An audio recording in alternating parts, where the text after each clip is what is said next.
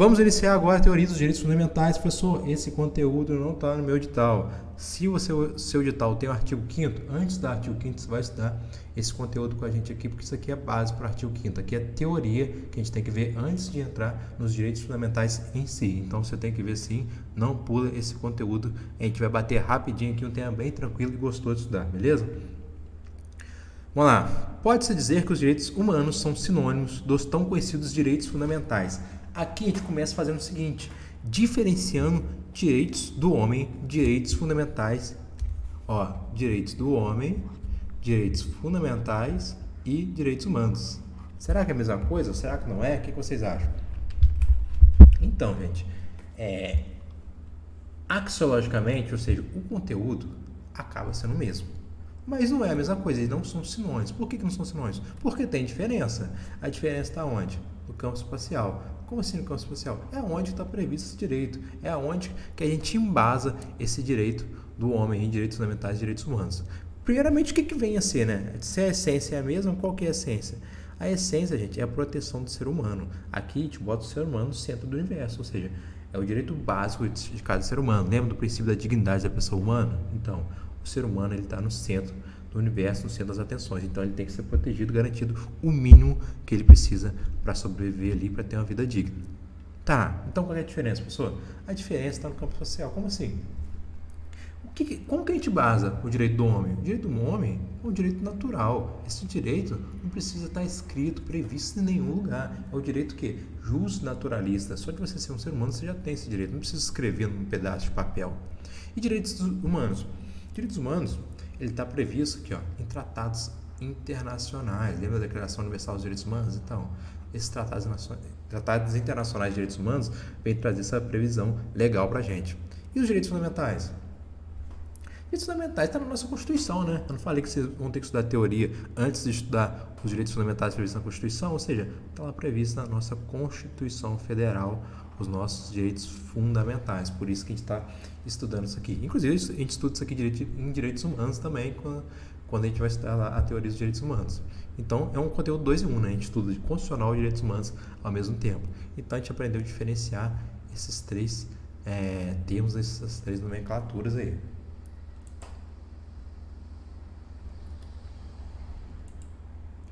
Qual característica dos direitos humanos determina que eles sejam destinados a todas as pessoas? A gente aprendeu o que é um direito humano, um direito fundamental, né?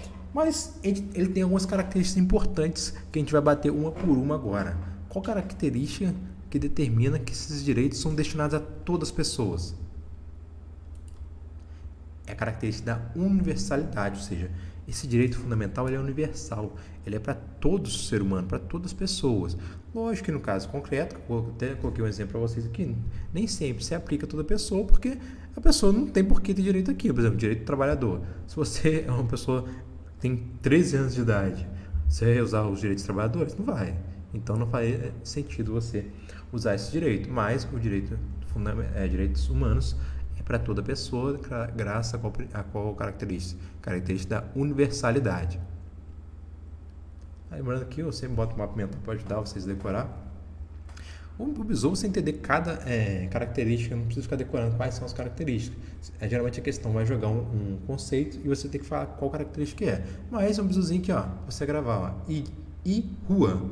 A dona Maria expulsou o Zé de casa aqui, E rua. Inalienabilidade, imprescritibilidade, irrenunciabilidade, historicidade, de relatividade, universalidade e a de aplicabilidade imediata. E rua. As características, ou seja, você decora quais são as características dos direitos fundamentais. Qual princípio fundamenta o fato de que os direitos humanos não são absolutos e que podem sofrer? Qual princípio que é esse? Que fala que o direito humano não é absoluto. Então o direito humano não é absoluto. Não, ele não é absoluto. É o princípio da relatividade ou da limitabilidade. Quando é nenhum direito à vida, gente, ele é absoluto.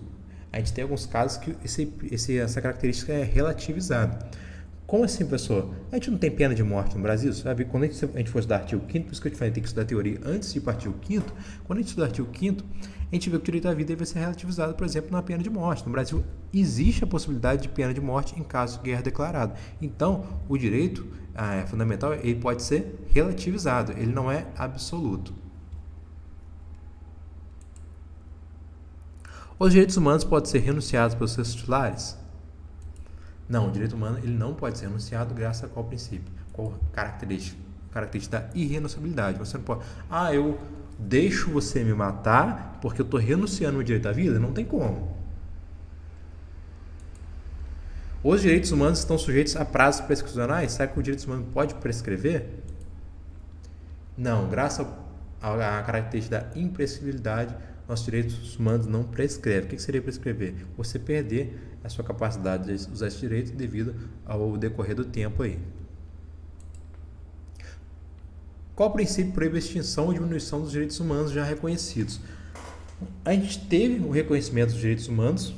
Será que esse direito humano pode ser extinto ou diminuído? Ou seja, a nossa conquista, ela pode retroceder? Não. Por quê? Graças à característica da vedação do retrocesso. A gente tem tanto trabalho para conquistar, imagina retroceder esse direito, a gente está perdendo ou diminuindo esse direito aí. Eu até botei aqui uma placa de trânsito para você lembrar. Qual característica dos direitos humanos diz que eles não surgiram de uma única vez, mas estão em constante evolução? Dá uma pausa aí e responde. Historicidade. Ou seja, a gente vai conquistando todos os direitos fundamentais ao longo do tempo, né? Muitos direitos fundamentais foram conquistados principalmente com as guerras, aí, na Primeira e Segunda Guerra Mundial. Então, a nossa característica da historicidade. Os direitos e liberdades civis e políticas integram qual dimensão dos direitos fundamentais? Aqui a gente entra num outro tema ainda, que é a geração de direitos humanos. Vai perguntar sobre os direitos de liberdade, civis e políticos. Esses três direitos aqui, será que eles são de qual geração ou qual dimensão? Mas o que é essa geração e dimensão? Eles são de primeira dimensão, mas vamos entender aqui, eu botei um mapa mental que vai facilitar a sua vida. Esses direitos podem ser classificados entre primeira, segunda e terceira geração. Existe a quarta e a quinta também, mas é pouco explorado em concurso. Só quando a gente for aprofundar em uma questão bem mais aprofundada, quando a gente faz a segunda parte do estudo, né, que é nas questões, o simulado e lá no que é concurso, a gente pode estar batendo essas outras gerações se cair. Mas se não cair, você não tem por que estudar. Se estuda que cai. Aqui é direto ao ponto. Beleza, primeira geração. Aqui a gente tem o valor de liberdade, gente. Aqui a gente vai ter a nossa liberdade, porque o Estado ele não vai restringir, ou seja, o Estado tem uma atuação negativo porque ele deixa de intervir na nossa vida para a gente ter uma liberdade aqui, ó. Liberdade de expressão, por exemplo, a gente poder dar a nossa opinião. Imagina se o Estado ficar restringindo, não, você não pode falar a sua opinião, você não pode falar mal de um político, por exemplo. Vai ser o quê? Vai estar restringindo, por isso que a gente fala que é negativo. O Estado não pode restringir a nossa liberdade. Isso é a primeira geração. E o valor da segunda geração? O valor da segunda geração é o valor de igualdade, ou seja, aqui o Estado vai ter uma prestação positiva, o Estado vai atuar para tentar trazer o quê? Uma igualdade na nossa balança social. A pessoa que não tem uma condição de acessar uma boa educação, por exemplo, o Estado vai fazer o quê? Ele vai atuar, por exemplo, trazendo direito à educação. Por exemplo, a gente não tem o ProUni, por exemplo, que vem tentar igualar essa balança aí social, tentar que o pobre tem condição de ter uma faculdade. Outro exemplo, um direito à saúde. Às vezes a pessoa não tem condição de pagar um plano de saúde, mas o Estado ele vai intervir com o SUS, por exemplo. E a terceira geração, com o valor de fraternidade.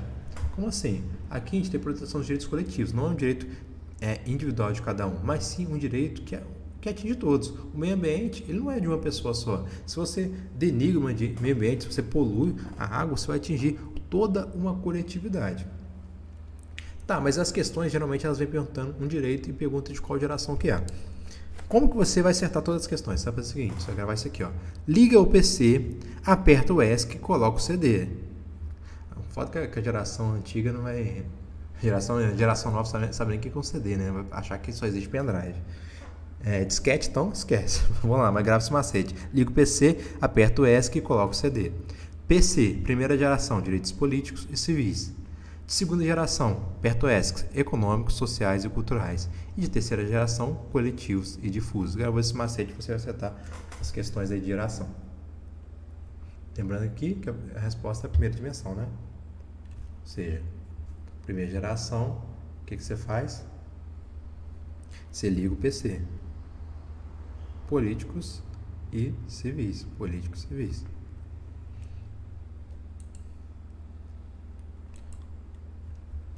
Os direitos sociais, econômicos e culturais integram qual dimensão? A gente acabou de ver, né?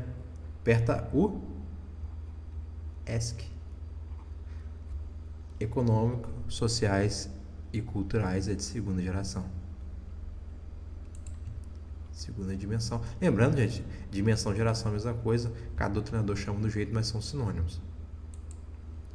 Os direitos de solidariedade ou de fraternidade pertencem a qual dimensão dos direitos fundamentais?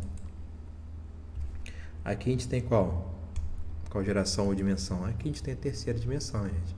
Lembra do, uma setinha, CD, coletivos e difusos. Ou seja, não é um direito individual, é um direito transindividual.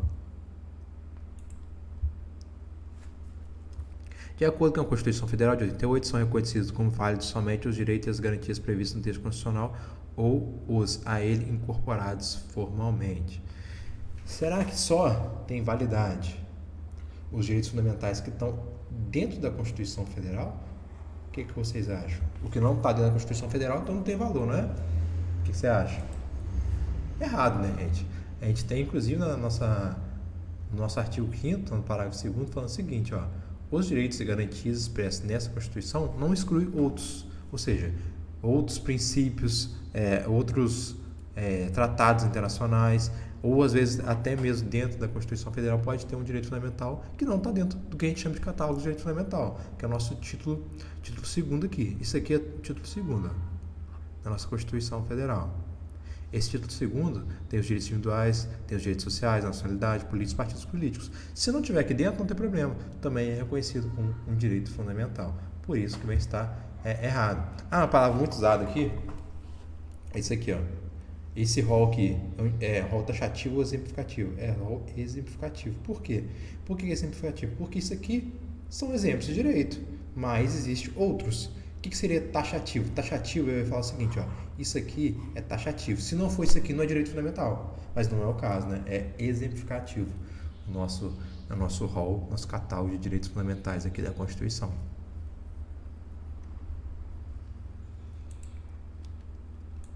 Os direitos e garantias fundamentais encontram destacados exclusivamente no artigo 5º do texto constitucional.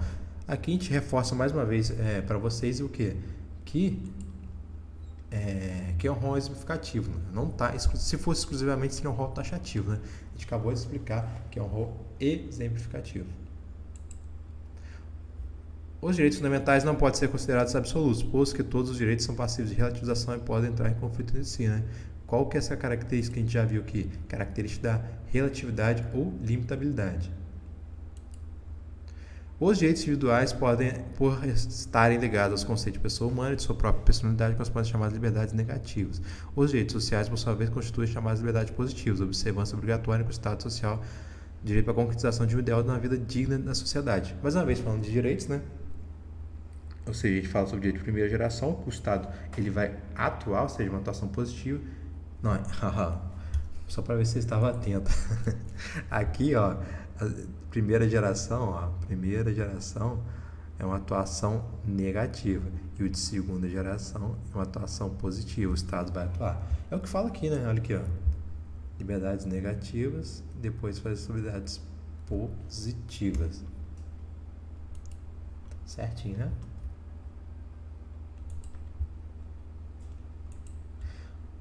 Os direitos fundamentais de segunda geração tratam os direitos individuais como a liberdade, exigindo sua atuação negativa. O direito de segunda geração, ele vai ser uma atuação negativa ou positiva do Estado. Segunda geração é uma atuação positiva, né? Não negativa. Tá errado.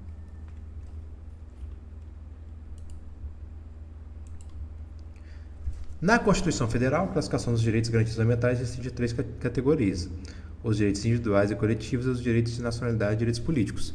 A gente viu, né, alguns flashcards anteriores do nosso catálogo de direito fundamental. A gente viu que tem outros, além dos direitos individuais, e a gente viu que direito social também entra, a gente viu partido político, direito de nacionalidade, faltou vários aqui, né? Aqui ficou bem tranquilo. A nossa questão aqui, tá errado aqui, tem vários aqui, que a gente falou: direitos individuais, coletivos, sociais, nacionalidade e partido político e direito político. Os direitos culturais e políticos representam os direitos de segunda geração ou dimensão. Mais uma vez, revisar aqui: primeira geração, segunda geração, terceira geração. Ligo o PC, aperto o ESC, aula de informática, hein? E coloco o CD. Ou seja, primeira geração político, civil, segunda geração econômico, social, cultural, terceira geração cultural. Peraí, coloquei errado para vocês aqui, deixa eu apagar. Terceira geração, coloco o CD. Direitos coletivos e difusos. Até coloquei certo, mas eu falei errado para vocês. Ou seja, com esse macetinho, rascunho aqui, você mata essa questão. Cultural, político, segunda geração? A gente viu que não, né? É qual geração? Cultural, político? Primeira geração. As normas definidoras dos direitos e garantias fundamentais têm aplicação imediata. Isso aqui, a nossa... até botei para vocês aqui a referência, né? Sempre vem um assunto aqui, lembrando, gente, vocês conhecem como funciona o nosso flashcard. Aqui vem o título, aqui vem qual assunto que é, ou qual artigo que é, a pergunta e certo ou errado.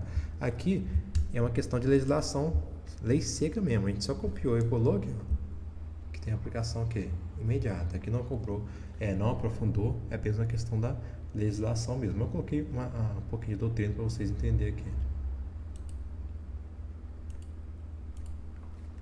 Enquanto os direitos fundamentais traduzem viés declaratório, as garantias possuem caráter instrumental, ou seja, constituem os meios segundo os quais se pretende assegurar os direitos.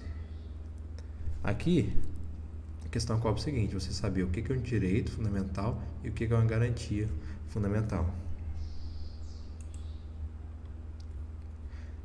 Conceito certinho aqui, né? Mas eu botei aqui para ampliar para vocês aqui. Eu vou explicar com um exemplo que eu acho que vocês decoram melhor. O que é um direito fundamental? A gente tem vários direitos fundamentais previstos na Constituição positivados aqui. Por exemplo, um direito à liberdade de locomoção. É um direito positivado, um direito fundamental. E o que é uma garantia? A garantia é um instrumento que vai assegurar esses direitos fundamentais. Por exemplo, a gente tem o habeas corpus, que vai assegurar o quê? A nossa liberdade de locomoção. Então, são direitos e garantias fundamentais. Fechamos aqui na teoria. Aqui a gente tenta abordar o principal conteúdo, né, para você estar acertando a maioria das questões aqui. Aqui a gente vai tirando no ponto o que é mais importante. Depois a gente faz as questões também na nosso caderno de questão, mas aqui é a nata, o que você tem que saber. Fechamos aqui, né? A gente agora já tem bagagem para começar a estudar os direitos fundamentais em si na nossa Constituição. Mas antes disso, o que você vai fazer? Você vai se inscrever no canal, vai curtir, compartilhar e clicar no sininho aí no nosso canal do YouTube e vai procurar saber mais desse projeto, né? Desse Vai de Melco de Flashcards aí, que vai abordar toda a Constituição Federal e é gratuito e liberado para todo mundo.